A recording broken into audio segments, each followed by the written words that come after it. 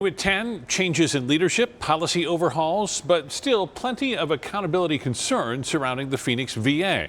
It comes 7 years after the infamous wait time scandal when dozens of veterans reportedly died while waiting to see a doctor. Critics of the VA healthcare system feel the agency is once again failing veterans. It's just starting to build back up into another waitlist scandal. Veterans waiting to get access to care, veterans waiting to even get into the system to receive that care. Mental health services, another big area where critics feel the VA has been falling short. These concerns highlighted in a recent internal audit done by the Office of Inspector General, looking into the case of one veteran who desperately tried to get help but ended up taking his own life. Tonight, in a special report, our Sonu Wasu looking into the series of failures that led to this tragedy. The biggest problem is the bureaucratic mess that veterans deal with when they try to get mental health care. Attorney Richard Lyons is frustrated after reading the latest internal audit highlighting serious concerns about how the VA mishandled the case of a suicidal veteran desperately seeking help. From the day he asked for help in January of 2019, and for the next 5 months, he talked to 8 different people at different levels of the VA, and he still never got the treatment that he needed. The veteran, who is not named in the Inspector General's report, ended up taking his own life before he could get an appointment to see a counselor. Critics of the agency now worry this is history repeating itself. 7 years after the VA promised major change, they're still hearing of long delays in access to care, and it's costing lives. Richard Lyons is now suing the VA on behalf of 2 families who claim lack of adequate care from the Phoenix VA is what caused their loved ones to die. Unfortunately, I can't do anything. I cannot change the way that the VA operates.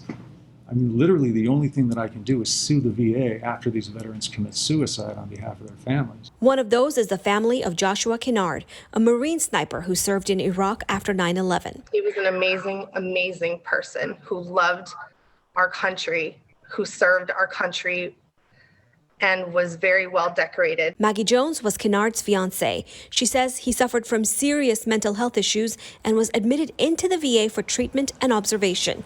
The family begged VA hospital administrators to keep Kennard there longer as he was not well, but the VA released him early. 10 days later, Kennard suffered a major breakdown that led to a police-involved shooting, leaving Kennard dead, his fiancée and baby girl outraged. Now, as Jones looks at this latest report outlining the suicide of another veteran. The first page of that report, I was in absolute shock.